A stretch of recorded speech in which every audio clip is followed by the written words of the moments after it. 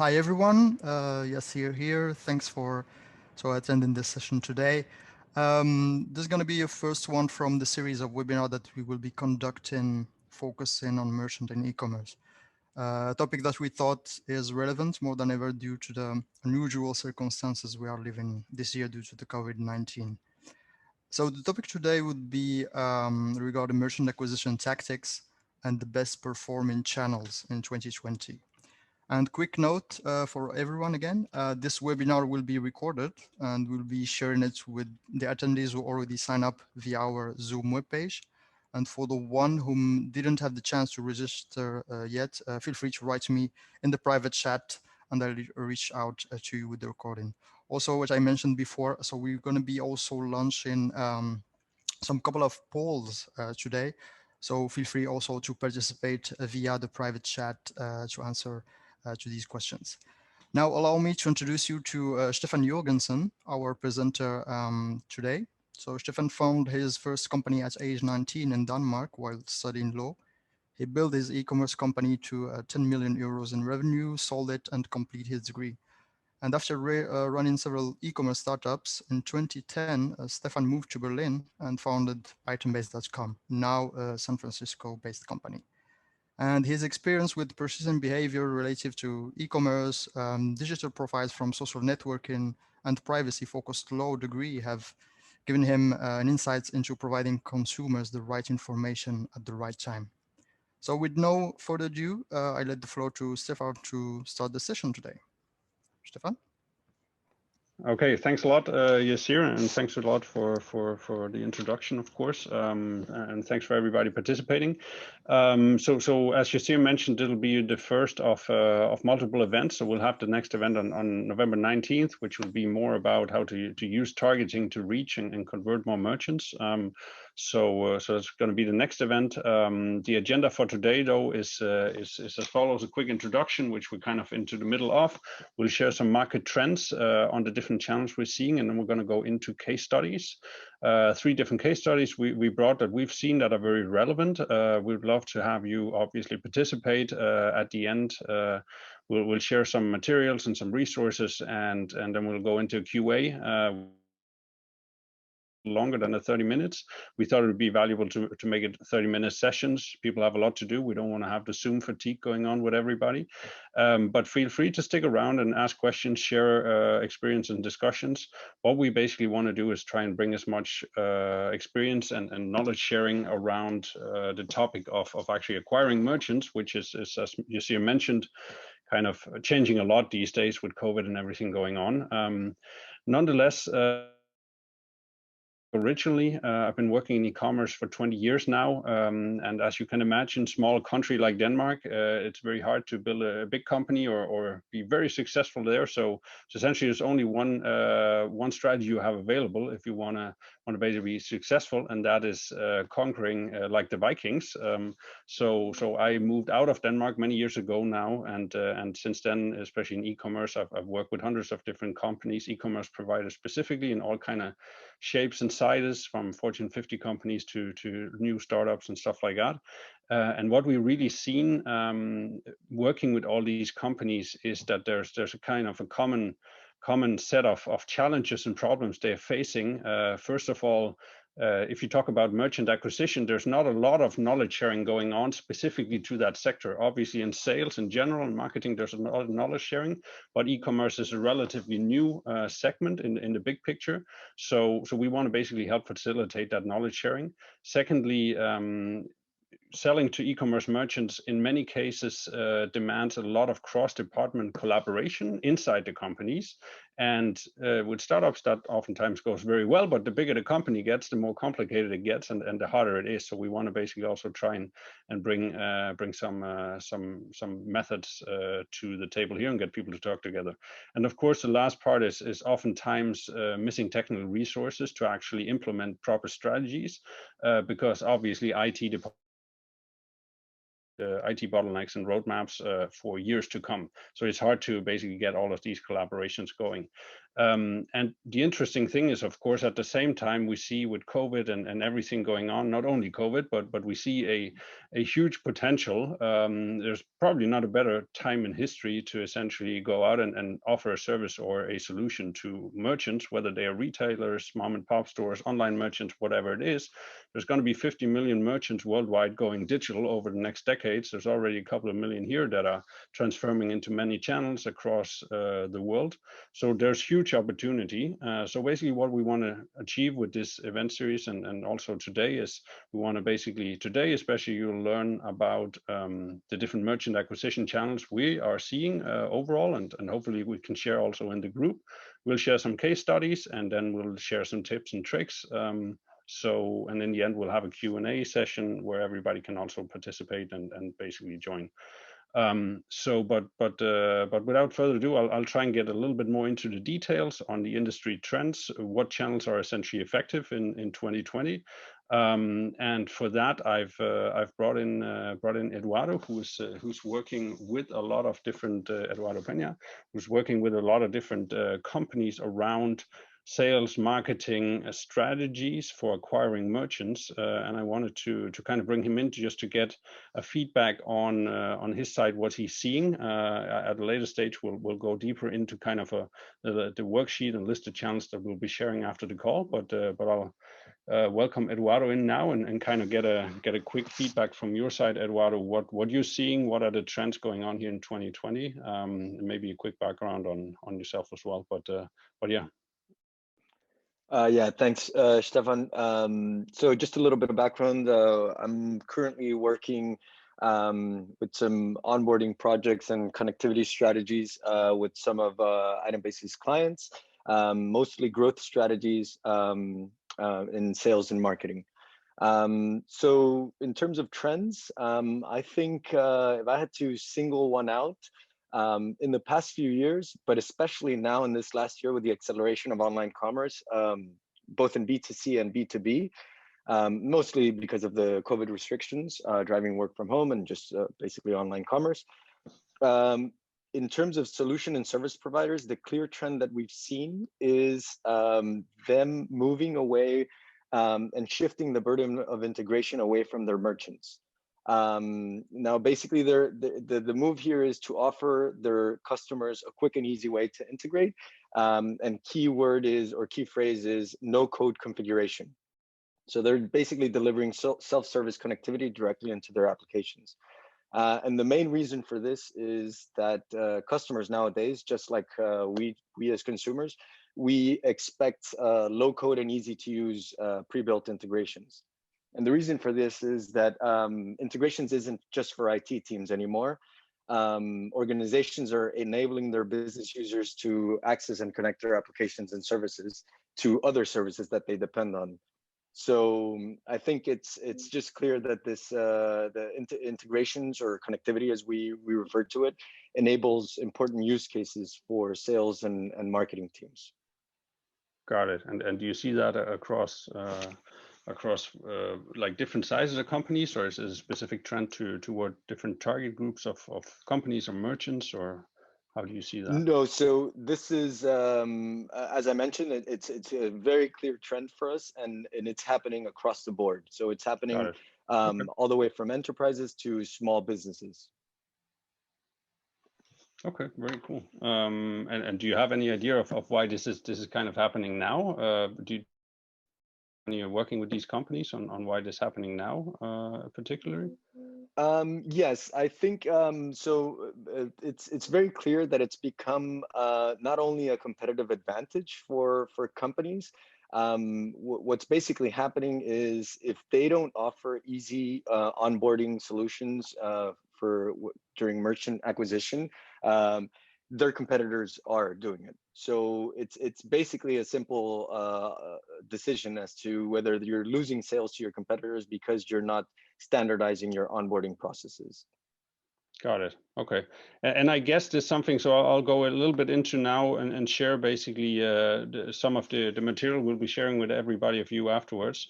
So we basically worked on this this overview based on some of the feedback we're finding, and of course we're working with integrations and stuff like that. But in the end, we're seeing a lot of different channels that are relevant. So here is basically some of the work we've been doing, which we'll be sharing with you guys around what are the channels and basically some details on some assets that we've seen being very effective, and that we can also at later stages in the event series will be sharing some deeper channels basically. So if you look at some of the categories here, they're both different lists with more channels that we basically have worked out with working with all our clients, and essentially also some more assets. Of course, it's also relevant to, if I go back to the stats here, to have a look at basically what is the merchant reach you have on the different channels, whether it is you use organic traffic or events like we do now, or PR and marketing, or whether it's essentially a sales you're doing. There are a lot of different stats that are very relevant. So we'll be sharing this with you after the call. There's also basically a worksheet in here, so you can kind of use that internally in your company to kind of get an idea of what are the channels I'm using, what are the channels I might want to use in the future, what are some of the challenges I'm having when I'm doing sales or paid ads or email or whatever it is that you're using, and of course starting to track down what more KPIs, details on what are the cost per leads, customer acquisition cost, and conversion rates, these kind of things. There's some benchmarking data in here as well. So we hope that can be useful, and for after we're done with the call, feel free to kind of write in the chat here, and whether we should send it to you, just chat to Yasir, and he'll make sure to capture that. And for everybody, we're using some new live stream functionality today, so everybody not on the Zoom platform directly can basically just write in the particular chat that they're using. So with that, I will try and go into 3 concrete case studies and some of these trends. And one of the main trends we're seeing now, obviously Eduardo mentioned the customer onboarding. We'll do some case study on that as well. But one of the main case studies we've seen, and I'm sure that you're aware of that as well, is essentially around content and thought leadership. And I'll give a very concrete case on this. So for example, we've seen in the logistics space, we've seen basically a company, a very large company, providing typical worldwide carrier services. Essentially, what they've been doing, they come from a more market domination position. So they've been used to doing traditional sales. So their salespeople would basically focus on typical kind of service description, rate negotiations, all these kind of different things. And what they've started to experience is that merchants, they would not stop when talking about shipping. They would basically say, I'm what else do you have? How can I grow my e-commerce business? What other channels should I use? You're providing carrier services worldwide. Are there any other places I can basically sell my products so I can start making more revenue? And the interesting part is, of course, for a logistics company, the more your customers as a merchant they sell, the more you also make revenue. So they had a big interest in kind of filling that gap. And the reason they are seeing that input from the merchant, we believe, is very strongly not, of course, only because of e-commerce merchants wants to go into new markets and they want to grow, but also inbound amount of merchants that are now even coming online. So they have basically maybe sold offline before, they maybe sold on marketplaces. They need a lot of knowledge to basically grow their business and to come into this new digital era, which hasn't really been the case before. So there are multiple different ways where now content marketing and thought leadership can be very effective to basically create your own brand and enable your salespeople and marketing people build relationship with the merchants that can be outside of your traditional logistics or shipping service or whatever you do with accounting and marketing, and basically drive them into your funnel and build a relationship with them, so they use your your shipping service. So very concretely, there are three different actions that we basically that we worked on, and three different categories we put this into essentially. So there's obviously a very advanced version, which I'll go into detail with now. There's a medium version, then there's a kind of a grassroots version of content marketing and thought leadership. The very advanced version, which you can imagine very big companies would like to do that because they want to gain market share, they want to make sure that they stay relevant, is essentially providing fully fledged e-commerce knowledge centers with dashboards and business analysis and advisors and these kind of things, similar to what banks do with robo advisors, these kind of things. So they essentially enable themselves to become kind of a control center and a knowledge center for e-commerce. That's very kind of advanced, which can obviously be done. It's replicating some of the things that the Shopify and some of the shopping carts are doing, but also very powerful, especially when you have thousands or hundreds of thousands of merchants that are already using you. You can essentially upsell them and help them generate more revenue. The medium version is, of course, you create in-house or with agencies, you produce content, you produce events, podcasts, videos, all of these different things. You dial them into a automation service that scores merchants with points, whatever it might be, all these kind of things. This seeing a lot, and it's something you might even implement quite a lot in your own merchant acquisition. So there are a lot of different ways to basically do that. The last one I want to share that we've seen implemented very successful as well, and that's more of the grassroots thing that is very actionable for, I would say, anybody who is here on the call who actually interacts with merchants. We've seen basically implemented very well, where you have the salespeople implement a daily routine where they basically either get from a marketing person or they collect some relevant industry content. So, and they send that out. It might be some reports that they are basically created by somebody else. It might be events, invites, these kind of things. So you're basically on a very low budget without having to create high quality content. You basically leverage other people's content to basically build a relation and keep a relation with the merchant. That is very effective and something that you can do essentially tomorrow. And we're seeing that increase the conversion in the sales funnel once the merchants are in by a substantial margin, because they build a relationship with you and they see you as the trusted basically party and advisor in not only shipping, if it's shipping or accounting, but in e-commerce in general. And the reason we're kind of going in and mentioning the last parties here, we want to try and make this a little bit actionable as well.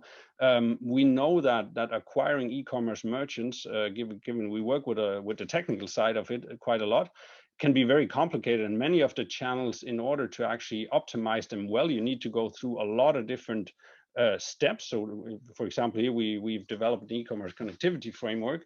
The problem with the channels is that you essentially also need to involve a lot of different departments to get something going. So we wanted to try and share the first case study where it's basically very, very straightforward. You can do that as an action tomorrow.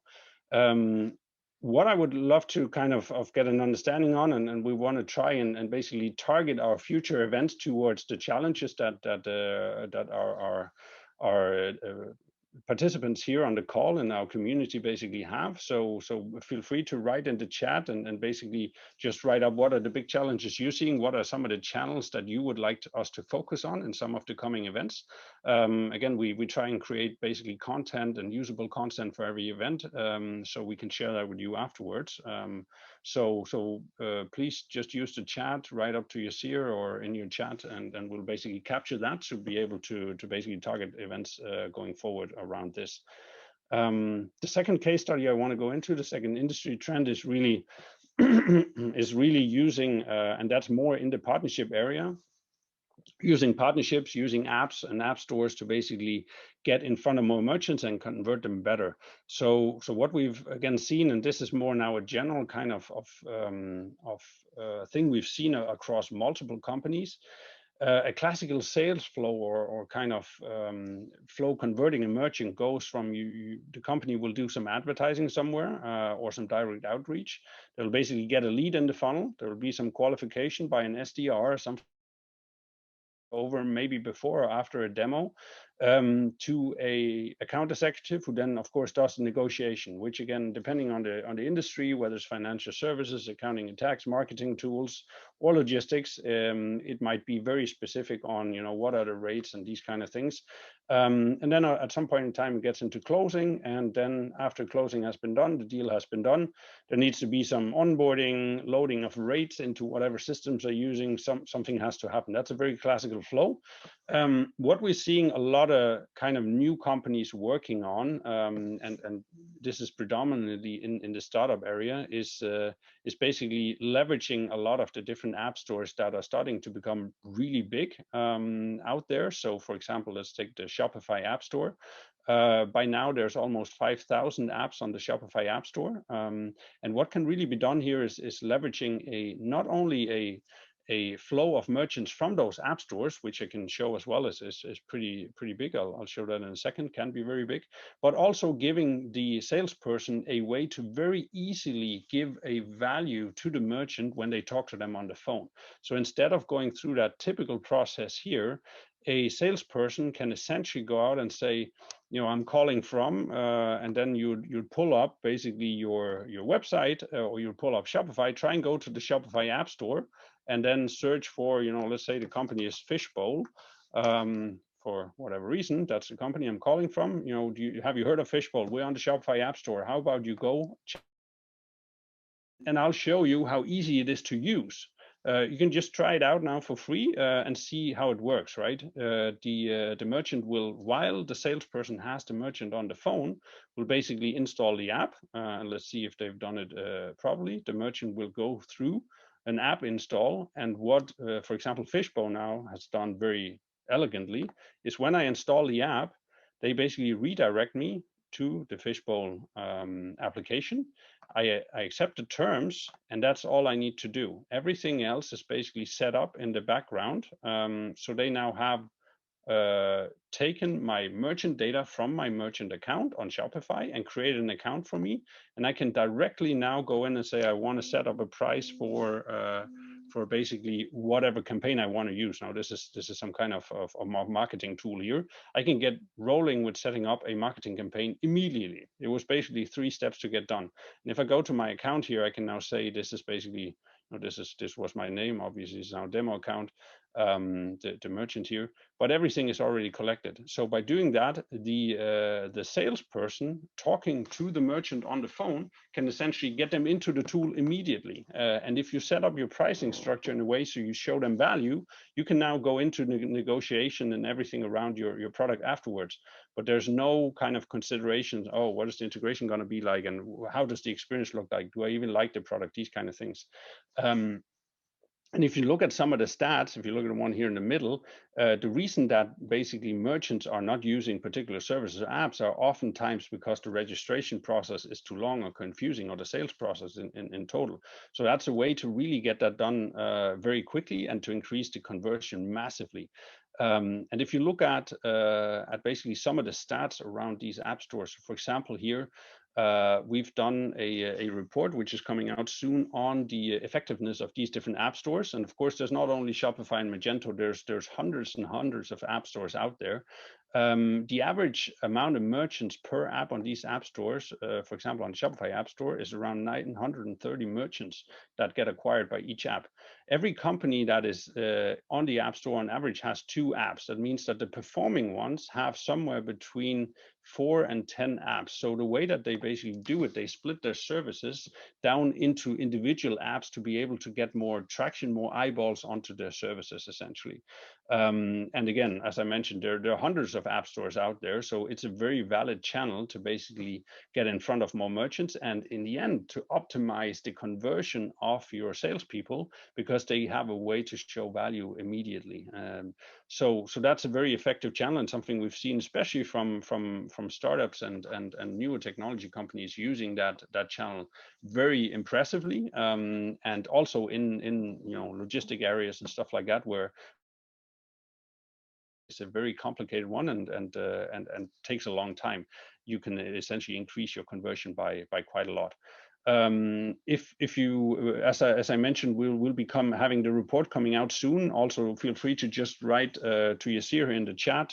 Just shoot him over if you'd like, and we'll be happy to send you that report as soon as we have it ready, essentially.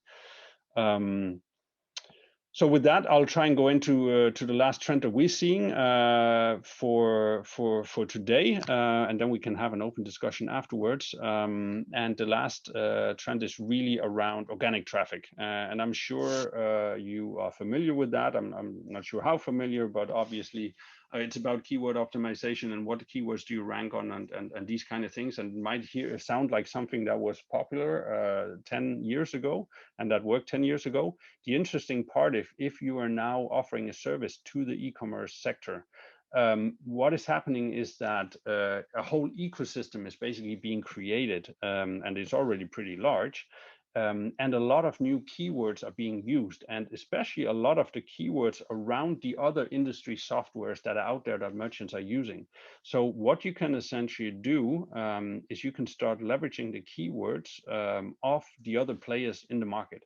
And that can, for example, be done by, of course, what we do, integrations, but it can also be done by basically setting up app stores, setting up partner pages, these kind of things, which again is something that might be more easy to implement and operate as a salesperson directly. Set up a partnership with somebody you know in another company and kind of almost share not only your customers, but share kind of your organic traffic, because merchants will start finding you. So for example, I'll give you an example of how we help companies do that and what we've seen how they basically implement it.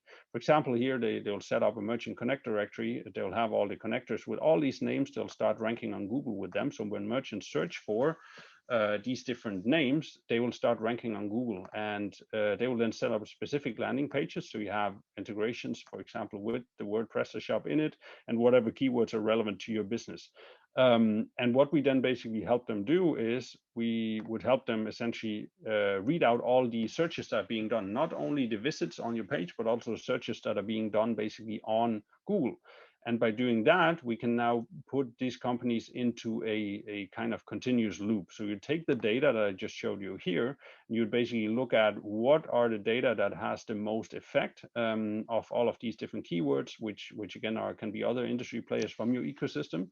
And you'd start creating more landing pages to say it's not only about, simple integration for PrestaShop, but it might be about labels being sent from Spain to Brazil for PrestaShop shops, or it might be cross-border services.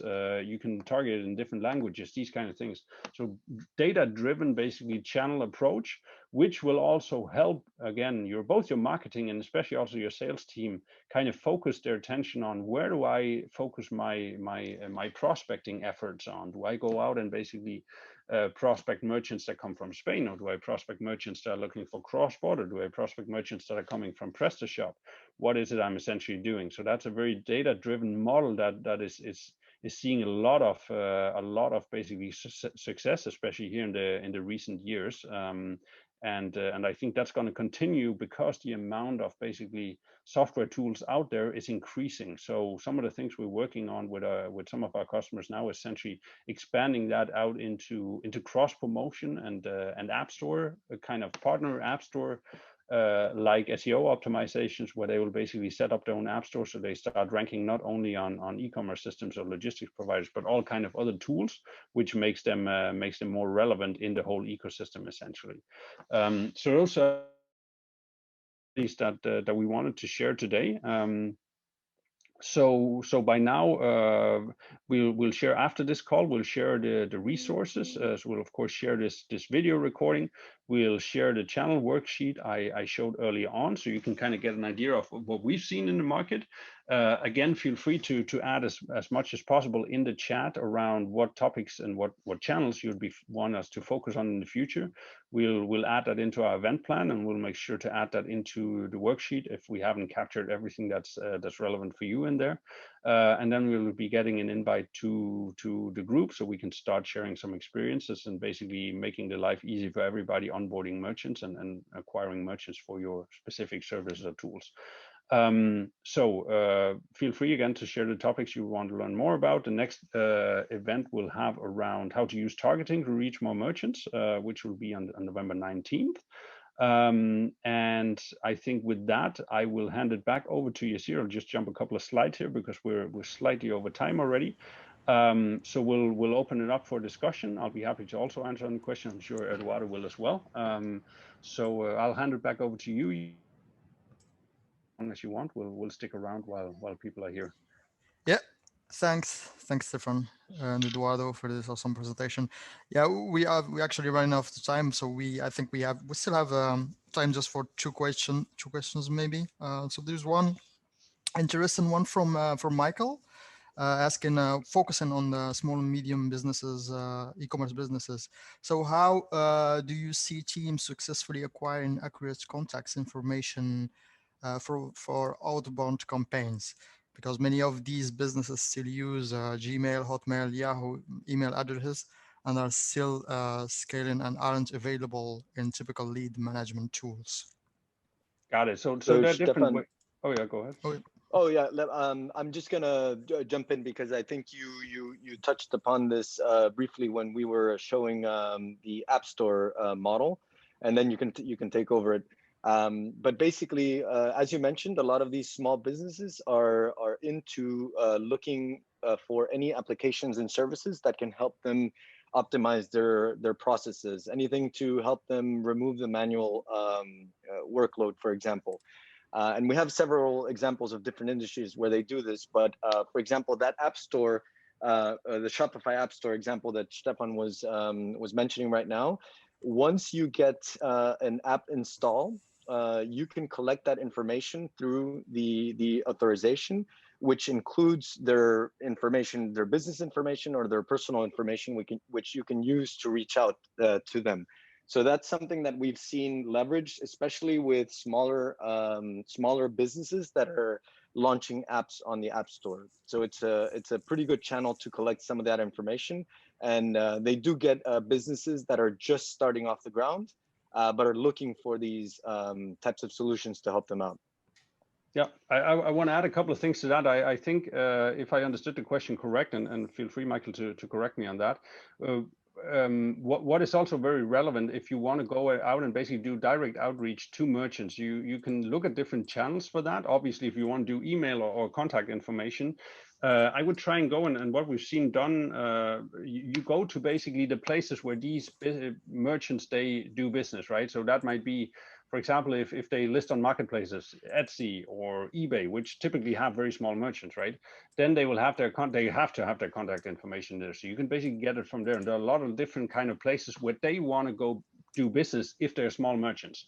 Another channel that is super relevant for that is Instagram. So basically, we see a lot of merchants use Instagram as more or less the first channel to get marketing, right? They might have set up a shop with Shopify or somewhere else, but they see Instagram as basically the first channel where they can get like some eyeballs on their products.